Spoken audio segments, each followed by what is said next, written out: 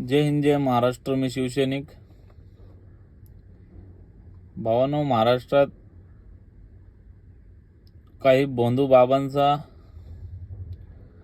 आता सध्या स्टेटमेंट चालू आहे. काही भोंदू बाबा म्हणाले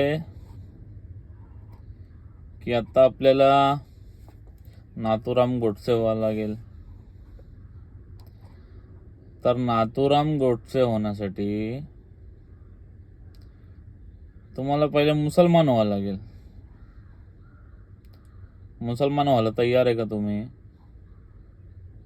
मुसलमान होण्यासाठी तुम्हाला काय काय करावं लागेल ते माहिती आहे का तुम्हाला?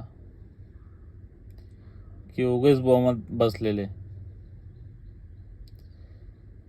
आणि म्हणाले की गौ माताला वाचवण्यासाठी लॉरेन्स बिश्नोई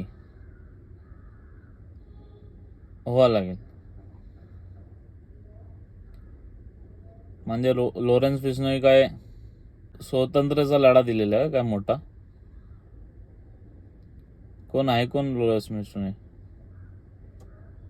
जे तुम्ही बाता मारताय लॉरेन्स बिश्नोई व्हावं लागेल.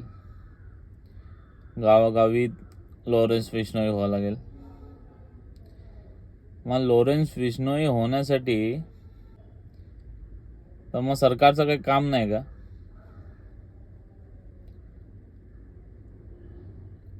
सरकार तुमचीच सरकार बसलेली आहे या महाराष्ट्रात. आणि मुंबईमध्ये एवढे मोठे कत्तलखाने चालू आहे, ते पण मुस्लिमांचे नाही. फक्त नाव मुस्लिमांचं घेत आहे आणि कामा कोणाचे असते हे सर्वांनाच माहिती आहे. मग तिथे जाऊन ते कत्तलखाने बंद करण्यासाठी तुम्ही का सरकारला सांगत नाही? बरं, फक्त मुसलमानांना टार्गेट करायचं. अरे बंद करा. हे जे मोठे मोठे कत्तलखाने आहे हे बंद करण्यासाठी तुम्ही एक मोर्चा काढा आणि ह्याच्यात मुस्लिम समाजाचा पूर्णपणे तुम्हाला पाठिंबा असेल.